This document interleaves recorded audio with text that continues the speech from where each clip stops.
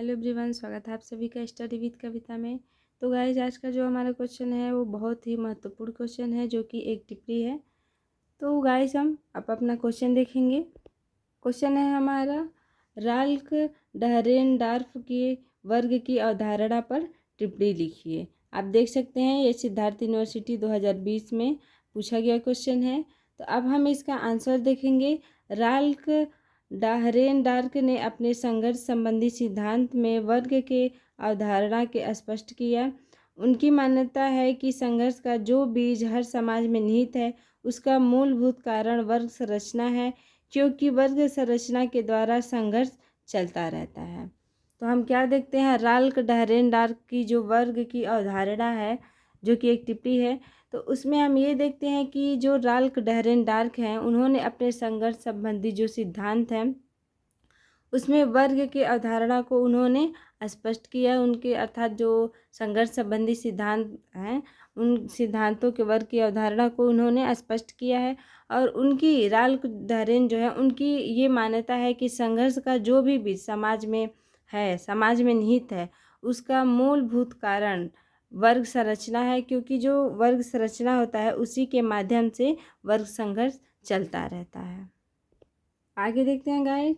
Ralph डहरेनडॉर्फ का कथन है कि सत्ता संरचना में सदैव ही साधन संपन्न शासक और साधन विहीन शासित के संबंध निहित होते हैं। उनके दो शब्दों में जहाँ कभी भी सत्ता संघर्ष होते हैं वही शासक वर्ग में सामाजिक तौर पर यह आशा की जाती है कि वह शासित वर्ग के व्यवहारों के आदर्शों तथा मांगों, चेतावनी तथा निर्देशों द्वारा नियंत्रित करे। तो हम इसमें क्या देखते हैं कि जो राल्फ डहरेनडॉर्फ हैं उनका ये कथन है कि सत्ता का संरचना सदैव ही साधन संपन्न और साधन विहीन, अर्थात शासक और शासित। अगर साधारण शब्दों में कहें तो एक शासक अर्थात जो साधन संपन्न है, जिसके पास सारे साधन, अर्थात एक प्रकार से कह लिया जाए तो शासक जो है वो क्या है, मालिक है, और जो शासित वर्ग है वो क्या है, नौकर है। ठीक है, तो शासक और शासित के संबंध क्या होते हैं, निहित होते हैं।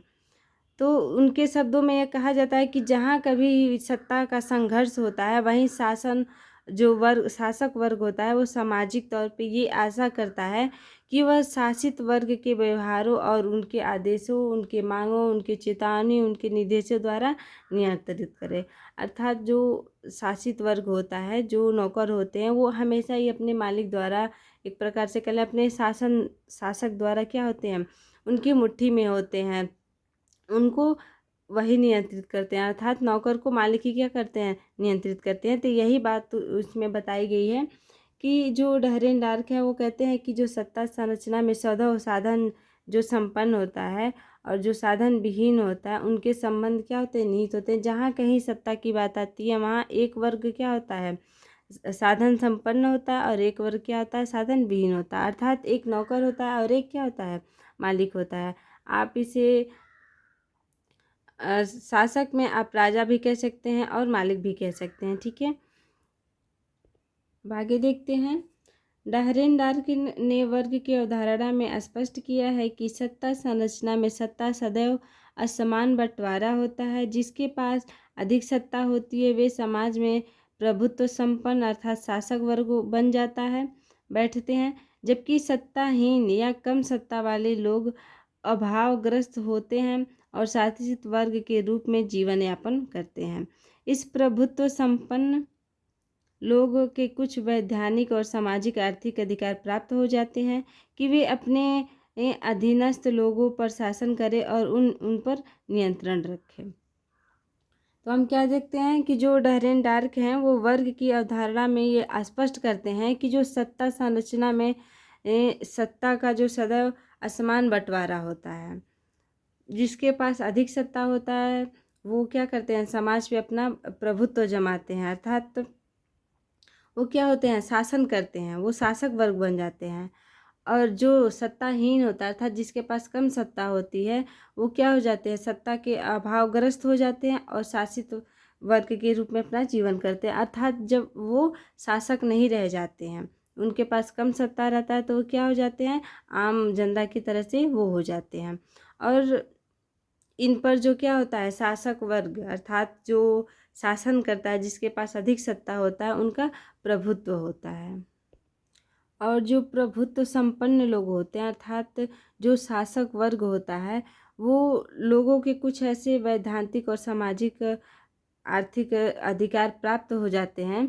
जो शासक वर्ग होता है उनको ऐसे अधिकार प्राप्त हो जाते हैं कि वो अपने जो अधीन लोग होते हैं उन पे वो शासन करता है और उन पे नियंत्रण रखता है। तो अब आगे देखेंगे गाइस, आगे देखते हैं राल्फ डारेनडार्क के अनुसार सत्ता के इस प्रकार के बंटवारे से समाज में दो वर्गों का उदय होता है। एक वह जो अधिक शासकीय रूप से शासन संपन्न है, जिसके शासक वर्ग, तथा दूसरा वह जो अपनी मौलिक आवश्यकताओं से भी दूर है अर्थात साधन विहीन है, उसे शासित वर्ग कहा गया।